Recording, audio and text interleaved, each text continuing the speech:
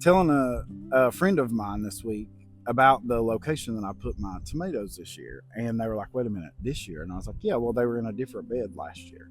He was like, why? And I explained to him it's because technically, if there is a vegetable that leaves some sort of disease in the soil this year, come next year, if you plant a different crop there, it may not be prone to the same disease. So it keeps disease down in your beds. Which made me think many times as gardeners, our first instinct is to try to fix what we can see. You know, we want to tie it up with a stake or trim the dead leaves off or do whatever we can do to make it look prettier.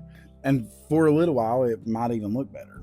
But if the problem is in the soil, none of these things are really going to help.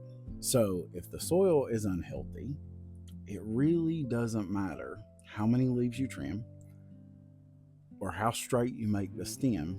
Eventually, the plant is going to tell on itself. And the more I thought about that, the more I realized, you know who's a lot like that? We are. Think about this. We spend so much time trying to fix what people can see, when God is wanting to work on the part that nobody else can. We spend so much time trying to fix our lives from the outside. If I could stop doing this, or if I could quit saying that, if I could just try harder, if I could just be better. Now, don't get me wrong, these things matter. And this is where we've got it twisted. Jesus never started with behavior. He started with the heart. Why? Because behavior is fruit, and the heart is the root.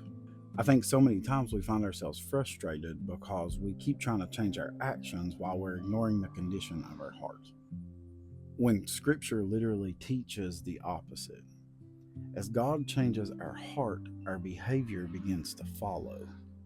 Not because we're forcing it, but because we're becoming someone different. I've learned something over the years. You can't manufacture the fruit of the Spirit. I can fake it for a little while. I can smile when I don't feel like it. I can bite my tongue. I can clean up my language. But lasting change doesn't come from trying harder. It comes from walking closer. The closer I walk with Christ, the more patient I become, the more gracious I become, the more forgiving I become, not because I'm checking boxes, but because He's changing me from the inside out. So I encourage you today, maybe instead of asking, how can I fix my behavior? Maybe you ask, Lord, what are you trying to do in my heart?